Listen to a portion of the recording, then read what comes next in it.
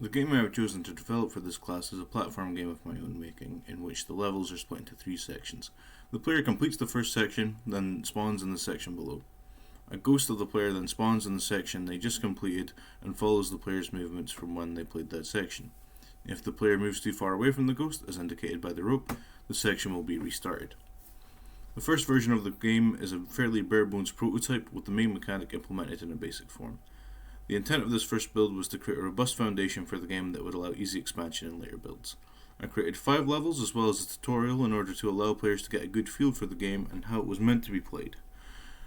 One thing that became evident during public testing, however, was that the difficulty of these levels was much too high, and as such the first round of testing was problematic, with many players finding it difficult to progress.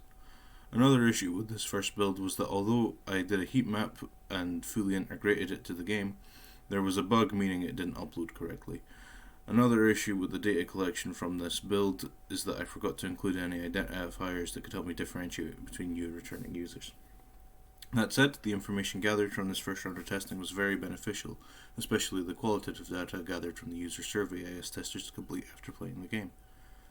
Key information gathered from data gathered in-game was that the difficulty curve was much too high, with most players not passing the second level, high play times, high death counts, and high reset counts. The survey results corroborated this, with most players saying the tutorial was their favourite and level 2 was their least favourite. Players also felt the camera was far too close and that the rope's width/colour wasn't a clear enough indicator on its own of how far they could move away from the ghost. These were the primary issues that impacted how players viewed the level design and the quality of the game overall.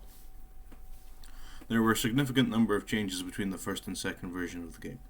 The first major change was the introduction of a functioning UI system such as main menu, controls menu, pause menu, as well as the introduction of player usernames to help mark recurring players for data collection purposes. I also added a brief ready, go message for when the player is about to start a section to help them time their attempts better. Other changes to the UX design of the game include altering the camera view so that the player can see more of the level at once, and a bar at the top showing stats such as time played, how many times the player has died, and the name of the current level. To improve gameplay, I added a circle which shows the player the rope's boundaries, as well as changing the render order of the rope so it didn't cover the player.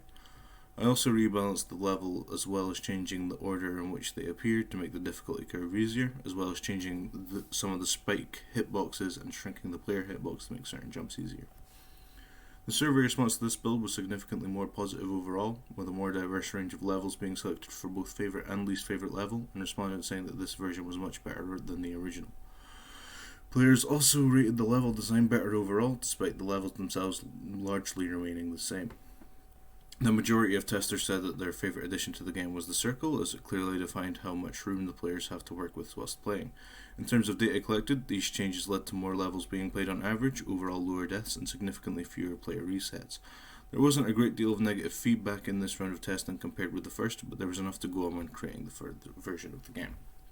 Iteration 3 of the game is largely similar to Iteration 2 with some minor changes. This version of the game sees the introduction of adjustable difficulty options, allowing players to adjust the game to their skill level. The difficulty itself adjusts the length of the rope, extending it on easy mode and shrinking it on hard mode. This was done to address player concerns over the game's difficulty. Another new feature is the dotted line showing the ghost's path. This was added to give the player as much information as possible, as the information provided by the circle was very positively received.